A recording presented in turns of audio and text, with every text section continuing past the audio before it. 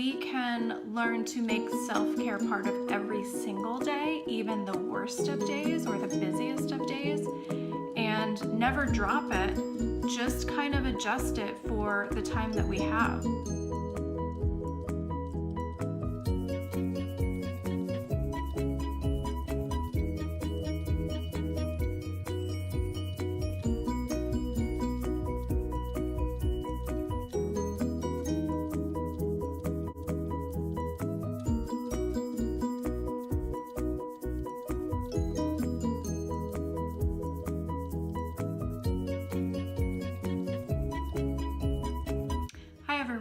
Stephanie Newton here again with episode 4 of the Enlightened Moms Raising Evolved Kids podcast and YouTube video.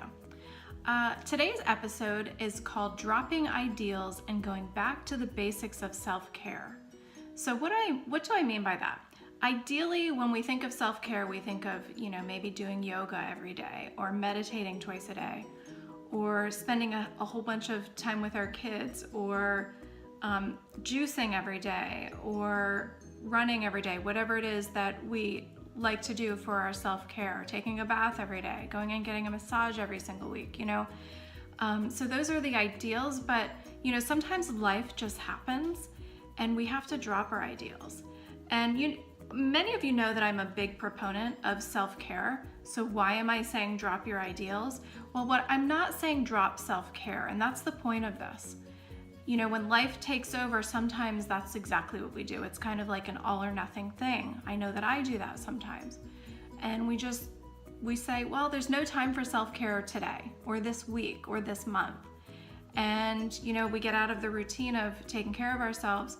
And if we can kind of just come up with a happy medium, then we can learn to make self-care part of every single day, even the worst of days or the busiest of days, and never drop it, just kind of adjust it for the time that we have.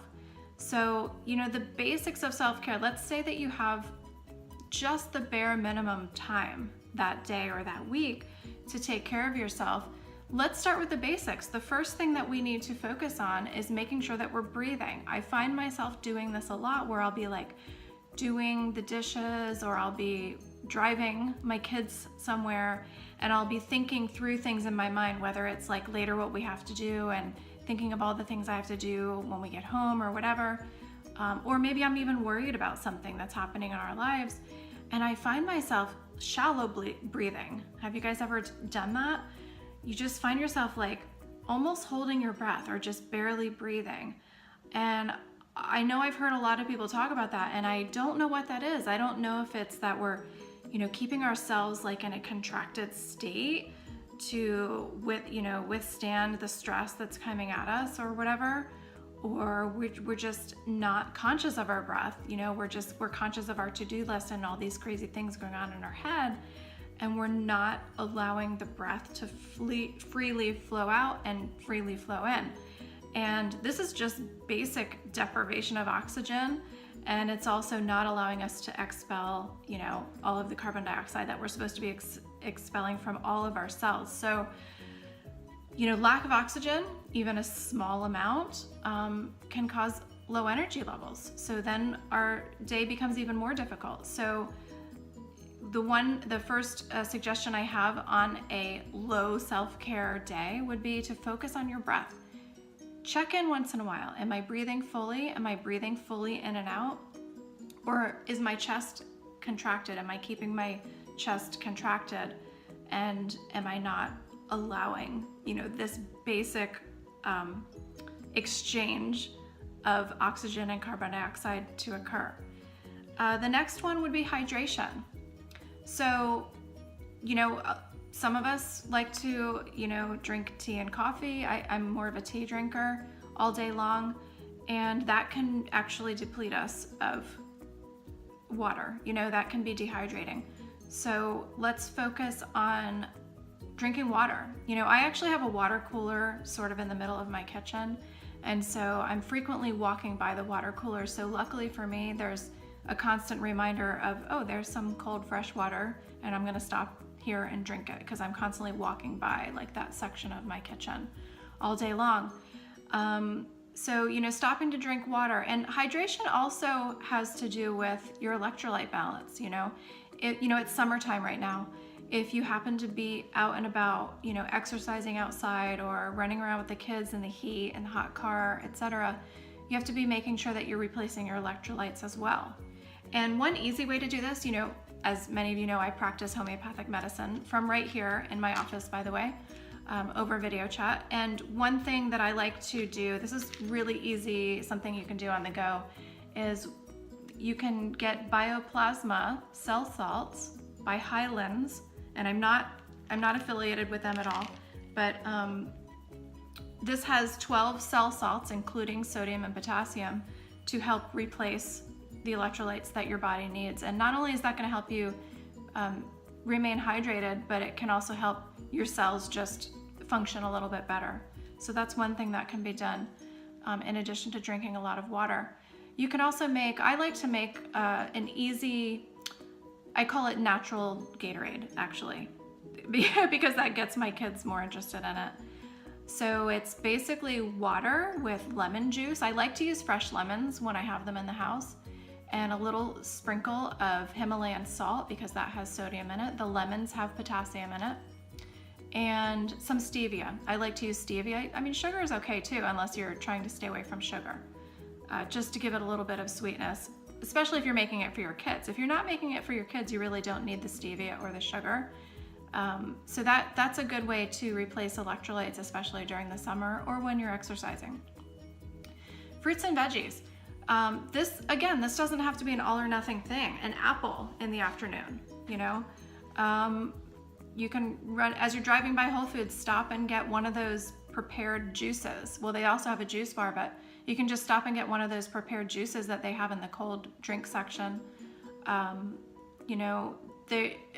It's not the same as having freshly pressed juice, but it is going to replace the minerals and the essential vitamins that your body really needs in order to have its maximum potential of energy. So if you don't have time to make a salad, if you don't have time to eat, cut an apple and eat fruit, then grab one of those juices on the go. Have some in your fridge. I keep a couple in my fridge all the time so that I can grab them on the go. And nature.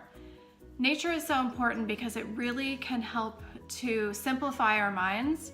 I like to go out on my front porch sometimes when I'm feeling like I need to get out of my house, because my house, I work at home, so that's even more difficult to stay balanced in my house.